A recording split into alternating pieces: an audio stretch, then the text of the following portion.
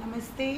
आज हम कक्षा 7 की संस्कृत की किताब रुचिरा द्वितीय भाग का चौथा पाठ पढ़ेंगे। इस चौथे पाठ का नाम है हास्य बाल कवि सम्मेलनम। अर्थात इसका मतलब है एक बालकों के द्वारा यहाँ कवि सम्मेलन प्रस्तुत किया गया है जिसमें हास्य रस की कविताएं सुनाई गई हैं। अब हम इस पाठ का हिंदी अनुवाद करेंगे और साथ ही अभ्यास कार्य भी करेंगे। अब देखो बच्चों, हम हिंदी अनुवाद शुरू करते हैं। यहाँ चित्र में देखो, मंच पर कुछ बालक कवि बैठे हुए हैं और नीचे कुछ श्रोतागण बैठे हुए हैं इनकी कविताएं सुनने के लिए। तो देखो शुरू करते हैं। विविध वेशभूषा धारिणः चत्वारः बालक कवयः मंचस्य उपरि उपविष्टा सन्ति। विविध यानी विभिन्न तरीके की, वेशभूषा, वेशभूषा यानी वस्त्र, धारण किए हुए, चत्वारः चार, बाल कव्य बालक कवि, मंचस्य मंच यानी हमारा स्टेज कह सकते हैं हम उसे, ऊपरी ऊपर, उपविष्टा बैठे हुए, संति हैं यानी विभिन्न प्रकार की वेशभूषा पहने हुए या धारण किए हुए चार बाल कवि मंच के ऊपर बैठे हुए हैं। अध श्रोतारः हास्य कविता श्रवणाय उत्सुका सन्ति कोलाहलं च कुर्वन्ति। अध यानी नीचे, श्रोतागण यानी सुनने वाले, कविता सुनने वाले, हास्य कविता श्रवणाय हास्य कविता को सुनने के लिए, उत्सुका सन्ति उत्सुक हैं यानी कि अधीर हैं, यानी कि नीचे जो श्रोता बैठे हुए हैं वो हास्य कविता सुनने के लिए अधीर हैं या उत्सुक हैं। कोलाहलम च कुर्वन्ति, कोलाहल यानी उर से, कोलाहल आवाज़, कोलाहल या आवाज़ कर रहे हैं। हाँ तो बच्चों अब शुरू करते हैं, देखते हैं। सबसे पहले है संचालकः। संचालक का अर्थ होता है जो कार्यक्रम का संचालन करता है, उसे संचालक कहते हैं। तो संचालक कह रहा है अलम कोलाहलेन, अलम यानी मत, कोलाहलेन यानी शोर, तो शोर मत करो। अध परम हर्षस्य अवसरः यत् अस्मिन् कवि सम्मेलने काव्यहन्तारः कालयापकाश्च भारतस्य हास्यकवि धुरन्धराः समागताः सन्ति। अद आज परम बहुत ही, हर्ष यानी खुशी का अवसर है, कि आज बहुत ही खुशी का अवसर है, यत कि अस्मिन इस कवि सम्मेलन में काव्यहंतार, काव्यहंतार यानी काव्य का नाश करने वाले, काल यापकाश्च, च यानी और, काल यापका यानी समय खराब करने वाले, भारतस्य भारत के, हास्य कवि धुरंधरा, धुरंधरा यानी श्रेष्ठ, हास्य कवि, समागता, समागता यानी आए, संति हैं, कि आज बहुत ही खुशी का या हर्ष का अवसर है कि इस कवि सम्मेलन में काव्य का नाश करने वाले और समय खराब करने वाले भारत के श्रेष्ठ हास्य कवि आए हैं। एही तो करतल ध्वनि नाम, करतल ध्वनिना, करतल यानी तालियों की ध्वनि से, वयम हम सब, एतेषाम इनका, इनका किनका, इन बाल कवियों का, स्वागतम कुर्म स्वागत करें। तो इन सबसे पहले, इन चारों बाल कवियों में से सबसे पहले हमारा बालक कवि आता है गजाधर। गजाधर कहता है सर्वेभ्यो अरसिकेभ्यो नमो नमः। सर्वेभ्यो यानी सभी, अरसिक, अरसिक यानी जो नीरस जन हैं उनको, नमो नमः मेरा नमस्कार। यहाँ आरसिक, इस गजाधर कवि ने जो श्रोतागण हैं उनको बोला है। अब देखिए बच्चों, यहाँ पर ऐसे शब्दों का यूज किया है, ऐसे चुन चुन कर शब्दों का उपयोग किया गया है जिससे सबको हंसी आए, इसीलिए इसका नाम हास्य कवि सम्मेलन है। प्रथमं तावद् अहम आधुनिकं वैद्यम उद्दिश्य स्वकीयं काव्यम श्रावयामि। प्रथमम यानी सबसे पहले, तावत तो, अहम मैं, आधुनिक माने आजकल के, वैद्यम यानी चिकित्सक, उद्देश्य करके, स्वकीयम अपना, काव्य श्राव्यामी सुनाता हूँ। कि सबसे पहले मैं आजकल के चिकित्सक को उद्देश्य करके अपना काव्य सुनाता हूँ। तो सुनो बच्चों क्या लिखा है। वैद्यराज नमस्तुभ्यम यमराज सहोदर। यमराज सहोदर यानी भाई, कि जो वैद्यराज है उसको कवि ने यमराज का भाई कहा है और कह रहा है कि हे यमराज के भाई वैद्यराज या चिकित्सक, तुमको मेरा नमस्कार है। यमस्तु हरति प्राणान। यमस्तु यानी यम, यम तो यानी तो, हरति हरता है, प्राणान प्राणों को, कि यमराज तो केवल प्राणों को हरता है।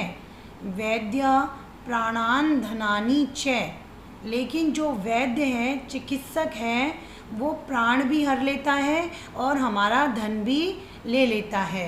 यानी जो चिकित्सक है वो प्राण और धन दोनों ले लेता है। सर्वे उच्चई हसंती। तो जो सभी श्रोतागण हैं वो सर्वे यानी सभी, उच्चे यानी जोर से, हसंती यानी हंसते हैं। अब देखो बच्चों, दूसरा बाल कवि मंच पर आता है जिसका नाम है कालांतक। यहाँ देखो बाल कवियों के नाम ऐसे छांट छांट कर लिए गए हैं जिससे हमें हंसी आए। तो इस बाल कवि का नाम है कालांतक। ये कहता है, अरे वैद्यास्तु सर्वत्र परंतु, कि वैद्यास्तु यानी कि चिकित्सक तो सर्वत्र सभी जगह हैं, परंतु न ते मादृशा, मादृशा यानी मेरे जैसे, कुशला कुशल, जनसंख्या निवारणे, जनसंख्या का निवारण करने वाले, यानी मेरे जैसे कुशल जनसंख्या का निवारण करने वाले नहीं हैं। यहाँ जनसंख्या निवारण से अर्थ है कि जिन जिन का उपचार मेरे द्वारा किया गया है उनकी मृत्यु निश्चित है, यानी कि मैंने जनसंख्या का ही निवारण कर दिया है। ममापि काव्यम इदम शृण्वन्तु भवन्त। ममापि मेरा भी, काव्य यानी कविता, शृण्वन्तु यानी सुनो, भवन्त आप, कि मेरे भी कविता को आप लोग सुनो। चितां प्रज्वलितां दृष्ट्वा वैद्यो विस्मयागतः, न अहं गतो न मे भ्राता कस्य इदं हस्तलाघवम्। तो देखो, चिता यानी चिता, प्रज्वलिता जलती हुई, दृष्टवा देखकर, वैद्यो जो वैद्य है या चिकित्सक है, विस्मया आगत, विस्मया आगत यानी आश्चर्यचकित हो जाता है, कि चिकित्सक चिता को जलती हुई देखकर आश्चर्यचकित हो गया और कहता है, न अहम, न नहीं, अहम माने मैं, गतो गया, न मे भ्राता, ना ही मेरा भाई, भ्राता यानी भाई, कि ना तो मैं गया और ना ही मेरा भ्राता यानी भाई गया। कस्य इदम हस्तलाघवम, कस्य इदम यानी इसका, इसमें, यह किसके, हस्तलाघवम हाथ की सफाई है, यानी ये किसने ये काम किया है कि वो व्यक्ति इस दुनिया से ही उठ गया है। सर्वे पुनः हसंती, सभी लोग पुनः हंसते हैं। अब अगला बाल कवि आता है हमारा तुंदिल। देखो इसका नाम कैसा दिया गया है, तुंदिल यानी कि मोटे पेट वाला। तुंदस्य ऊपरी हस्तम आवर्तयन, ये जो ब्रैकेट में लाइन हमारी लिखी हुई है कोष्टक में, इसका मतलब है कि जो भी कवि मंच पर आता है वो इस तरीके का अभिनय करता है। तो वो क्या कर रहा है, कैसा अभिनय नाटक कर रहा है? तुंदश्य, अपनी तोंद के ऊपर हस्तम आवर्तयन, हाथ फिरा रहा है, यानी कि वो अपने तोंद के ऊपर हाथ फिरा रहा है। तुंदिलो अहम भो, भो यानी अरे,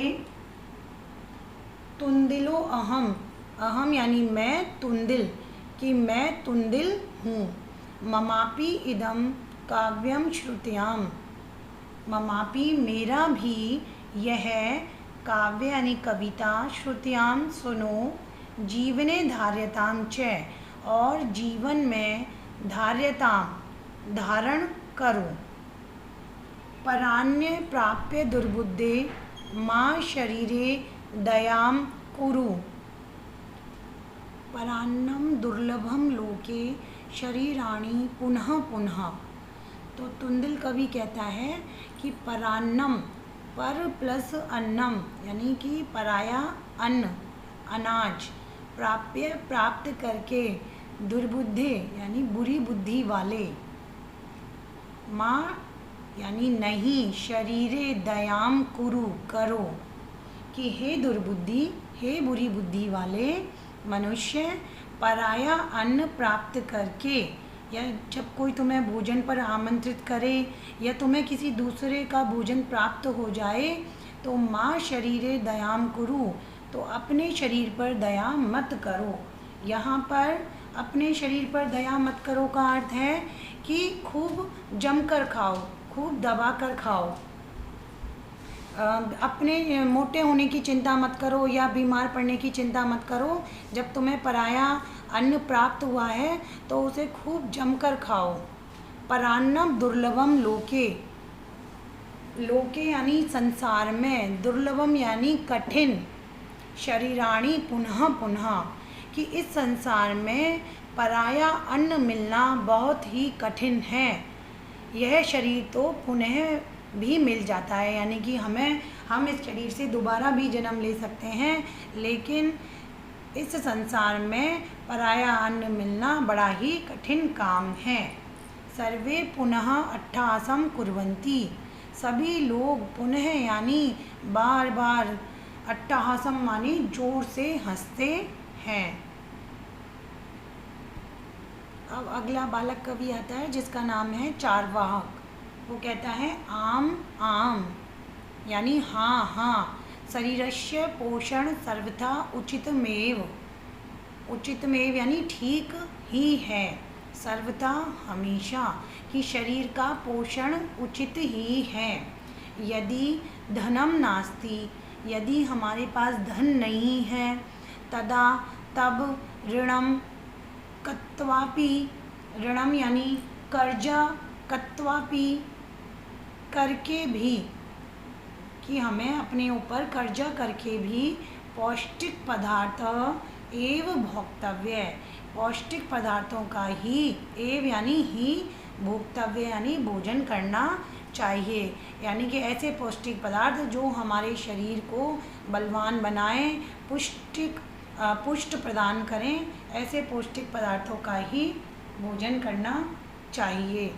तथा कथयति चारवाक कवि, जैसा चारवाक कवि कहता है, यावत जीवेत सुखम जीवेद ऋणम कत्वा घृतम पीवेत, कि यावत जीवेत, यावत यानी जब तक जिए, सुखम जीवेत सुखपूर्वक जियो, ऋणम कृत्वा, ऋण यानी कर्जा, कृत्वा यानी करके भी, घृतम पिबेत, घृतम यानी घी, पिबेत माने पियो, यानी कर्जा लेकर भी घी पियो।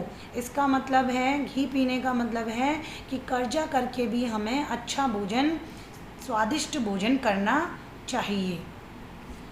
चारवाक कवि की इस कविता को सुनकर जो श्रोतागण बैठे हुए हैं, कविता सुन रहे हैं, उनमें से एक श्रोता बोलता है, श्रोतार यानी श्रोता, सुनने वाला, तरही ऋणस्य प्रत्यर्पणम कथम, तरही यानी तो, ऋणस्य यानी जो ऋण लिया है हमने, कर्जा लिया है, प्रत्यर्पण यानी लौटाना, कथम कैसे, कि जो कर्जा लिया है उसे लौटाना कैसे है या कैसे लौटाएंगे। तो चार्वाक कवि कहता है श्रूयताम सुनो, मम मेरा, अवशिष्टम यानी जो बचा हुआ है, काव्यम जो मेरी कविता बची हुई है उसको सुनो।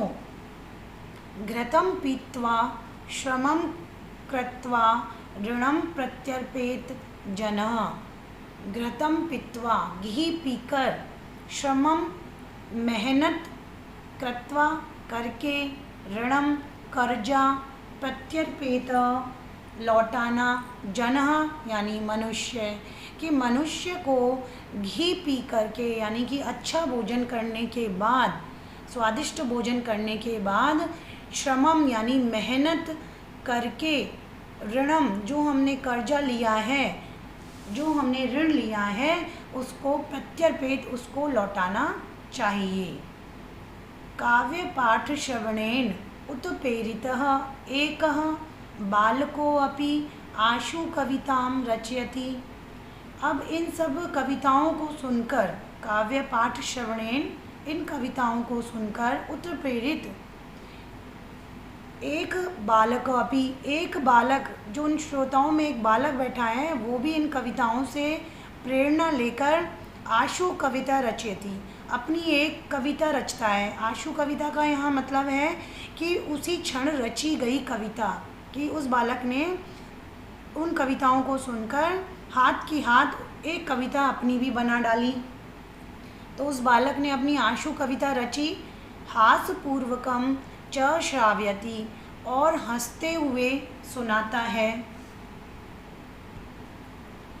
बालक, अब जिस बालक ने आशु कविता रची है वो बालक कहता है श्रूयताम श्रूयताम भो, कि हे मनुष्यों या हे लोगों, श्रोताओं, मेरी सुनो सुनो, ममापि काव्यम, मेरे भी काव्य को सुनो। गजाधरम कविम चैव तुंदिलम भोज्य लोलुपम, कि गजाधर कवि चैव और ही भोज्य लोलुपम, भोजन के लोलुप या भोजन के लोभी तुंदिल, कालांतक तथा वैद्य, कालांतक जैसा चिकित्सक और चार्वाक कवि को नमाम्यहम, मेरा नमस्कार है।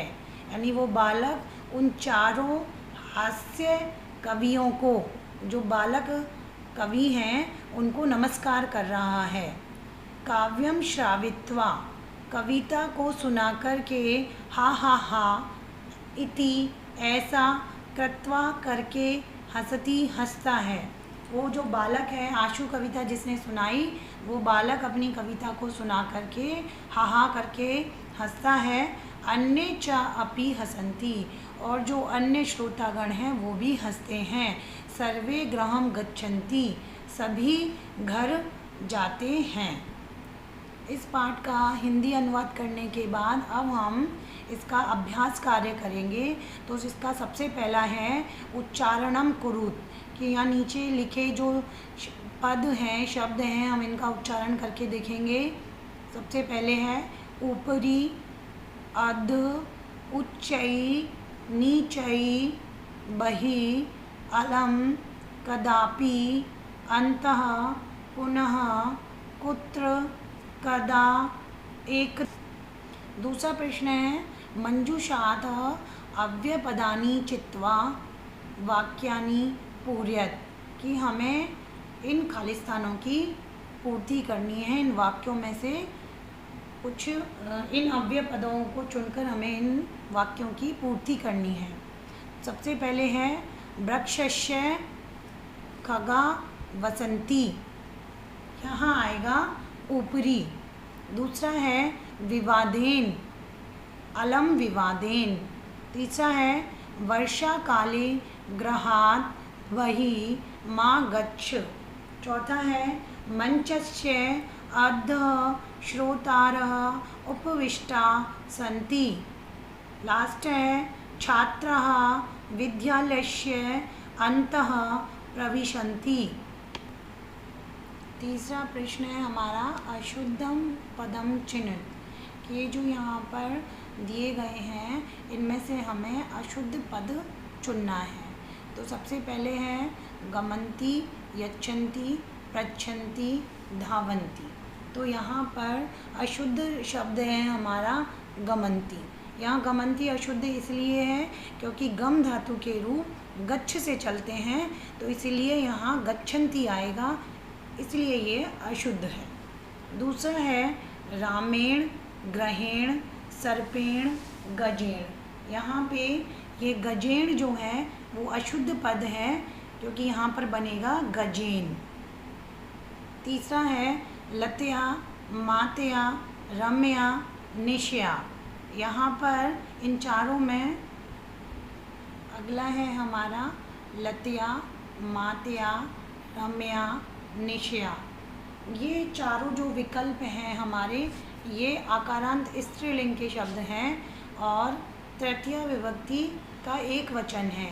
यहाँ पर हमारा जो अशुद्ध पद है वो है मातया, क्योंकि यहाँ पर बनेगा मात्रा। अगला है लते, रमे, माते, प्रिय। यहाँ पर हमारा अशुद्ध पद है माते। नेक्स्ट है हमारा लिखती, गर्जती, फलती, सेवती। तो इन चारों विकल्पों में से अशुद्ध पद है हमारा सेवती, क्योंकि यहाँ सेवती के रूप ऐसे चलेंगे, प्रथम पुरुष एक वचन में आएगा सेवते, इसलिए यहाँ पर सेवती अशुद्ध पद है। अगला प्रश्न है हमारा मंजूषातः समानार्थक पदानि चित्वा लिखत, कि हमें इन शब्दों के समानार्थक यानी कि समान अर्थ वाले पद छांट करके लिखने हैं इनके सामने। तो सबसे पहला है प्राप्य यानी प्राप्त करना, तो इसका समानार्थक शब्द बनेगा लब्धवा। दूसरा है कुशला, कुशला यानी श्रेष्ठ, इसका समान अर्थ वाला शब्द है दक्षः।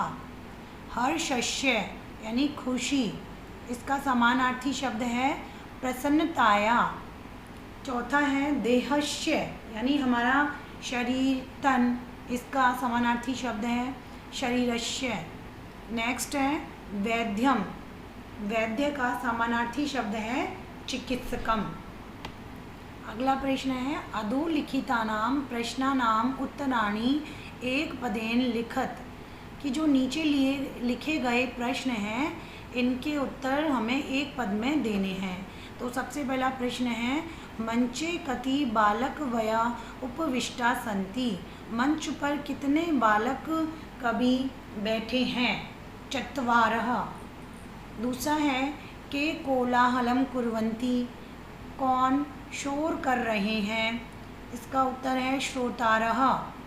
अगला है गजाधरः कम उद्देश्य काव्यम प्रस्तौति, कि गजाधर किसको उद्देश्य करके अपने कविता को सुनाता है, आधुनिकम वैद्यम। अगला है तुंदिलः कस्य उपरि हस्तम आवर्तयति, कि जो तुंदिल है मोटे पेट वाला वो किसके ऊपर हाथ फेरता है, तुंदस्य। अगला प्रश्न है लोके पुनः पुनः कानि भवन्ति, कि संसार में पुनः पुनः दोबारा कौन आता है, शरीराणि। नेक्स्ट प्रश्न है हमारा किम कृत्वा घृतं पिबेत, कि क्या करके घी पीना चाहिए, ऋणम। अगला प्रश्न है हमारा मंजूषातः पदानि चित्वा कथायाः पूर्तिं कुरु, यानी कि ये जो सूची दी गई है इनमें से शब्दों को छांट करके हमें इस कहानी को पूरा करना है। तो देखते हैं पुरा एकस्य नृपस्य एकः, यहाँ खालिस्तान है, यहाँ पर आएगा प्रियः वानरः आसीत्, कि प्राचीन काल में एक राजा को एक वानर बहुत ही प्रिय था। एकदा नृपः सुप्तः आसीत्, एक बार राजा सो रहा था, वानरः व्यजनेन तम अभिजियत, और जो बंदर था वो पंखे से हवा कर रहा था। तदैव एका मच्छिका नृपस्य नासिकायाम उपविशत। तभी एक जो मक्खी है वो राजा की नाक पर बैठ जाती है। यद्यपि वानरः बार बारम व्यजनेन, यद्यपि जो बंदर है वो बार बार पंखे से ताम निवार्यति, उसको भगाता है, तथापि फिर भी सा वह मक्खी पुनः पुनः राजा की नासिकायामेव, नाक पर उपविशति, इसमें आकर बैठ जाती है। अंते स मच्छिकाम हंतु, अंत में वो बंदर मक्खी को मारने के लिए खड्गेन प्रहारम अकरोत्, तलवार से प्रहार करता है। मच्छिका तु उड्डीय दूरम, मक्खी तो उड़कर दूर चली जाती है, किंतु खड्ग प्रहारेण नृपस्य नासिका छिन्ना अभवत्, लेकिन तलवार के प्रहार से राजा की नाक टूट जाती है या कट जाती है। अतः एवोच्यते, इसीलिए कहा गया है, मूर्ख जनैः सह मित्रता नो उचिता, कि मूर्ख लोगों के साथ मित्रता करना उचित नहीं है। अगला और लास्ट प्रश्न है हमारा, विलोम पदानि योजयत, यानी कि हमें अब इनको एक दूसरे से मिलाना है। विलोम पद छांटने, इनके विपरीत अर्थ वाले शब्द। सबसे पहला है अधः, अध यानी नीचे, इसका विलोम शब्द है ऊपरी, ऊपर। दूसरा है अंतः, अंतः यानी अंदर, बहि, इसका विलोम शब्द है बहि यानी बाहर। तीसरा है दुर्बुद्धि, दुर्बुद्धि यानी बुरी बुद्धि वाला, इसका विलोम बनेगा सुबुद्धि यानी अच्छी बुद्धि वाला। चौथा है उच्चई यानी जोर से, और नीचई यानी नीचे या धीमे। दुर्लभम, दुर्लभम यानी कठिन, और सुलभम यानी सुगमता से प्राप्त होने वाला। तो बच्चों, आपको ये पाठ का हिंदी अनुवाद अच्छे से समझ में आ गया होगा, साथ ही आपको बहुत मज़े आए होंगे ये बच्चों की हास्य कविता सुनकर।